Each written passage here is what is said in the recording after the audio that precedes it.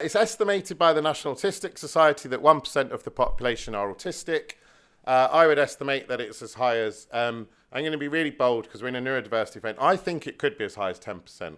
I think so many people go undiagnosed, and I haven't got the time to go through all the underrepresented groups, but one underrepresented group in the diagnostics are women and girls.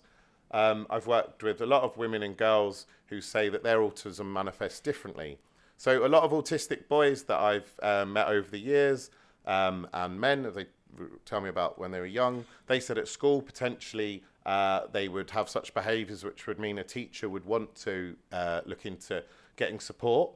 But a lot of the girls we've worked with, actually, they'll copy other girls in their class and take on the behaviour of maybe the most popular girl in the class. Because I find this interesting. Even at such a young age, girls are understanding, this is sexist, of course, that they need to act in a certain way, whereas actually a lot of the young boys aren't worrying about that. I've also seen autism medicalised over the years, so a lot of the autistic people's interests are called obsessions. I just think sometimes they're very, very strong interests. But I've worked with young boys who are very interested in washing powder, for instance, and could just see the corner of a packet of washing powder and tell you what that does from 1978.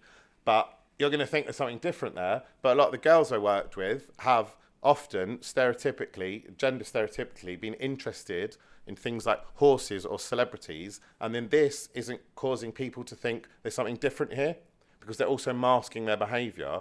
And unfortunately, society's still sexist. I did an observation where I saw a girl who we thought might be autistic actually put netball vests in order from goal defence to goal attack, and she put them all in that order, and the teacher said you'd never get a boy doing that.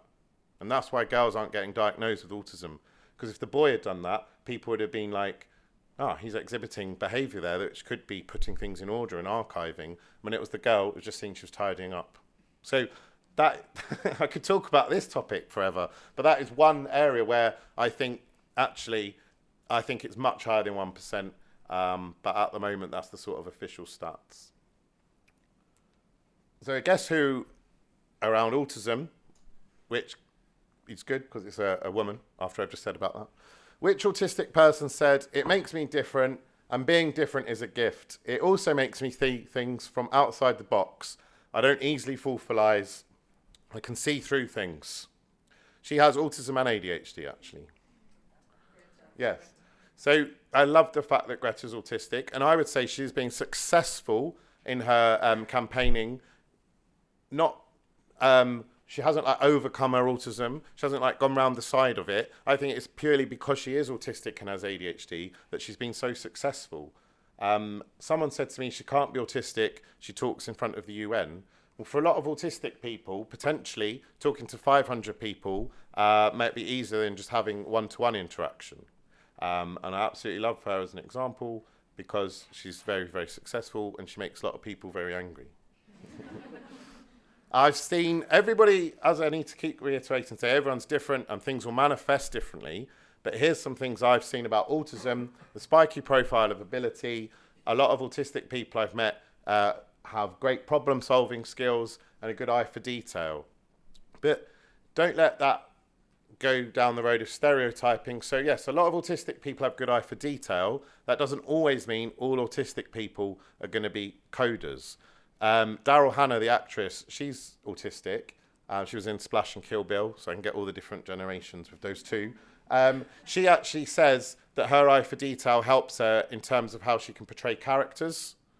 So I really hope that gives you an understanding that eye for detail isn't just coding and detail. It could be represented in the arts as well.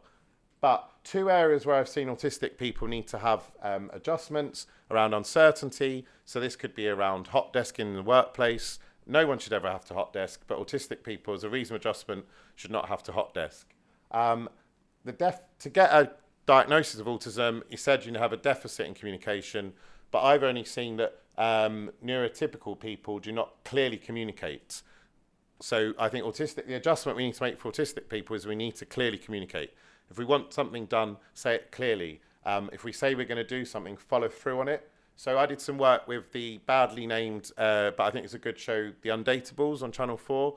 So I work with the TV production crew who have neurotypicalism as a really severe disability, because they were saying things like, yes, I'm definitely going to call you back. Yes, you're definitely going to get a date. Yes, we're going to hold it in this noisy coffee shop. And I said to that team, you just need to be very clear about what you're going to do and follow through on that. But that was very difficult for them. I think it's very difficult for a lot of neurotypical people to do what they say they're going to do. And it's particularly bad probably in the TV industry. It's full of it. Some other things around autism I've seen in the workplace: very dedicated, very logical, good with detail, very loyal. I've seen a lot of autistic people go into workplaces. I helped someone get a job, for instance, in a bike shop in London Bridge 12 years ago. He's still there now, and he's really passionate about where he works. Some of the challenges around things like structure, lack of structure.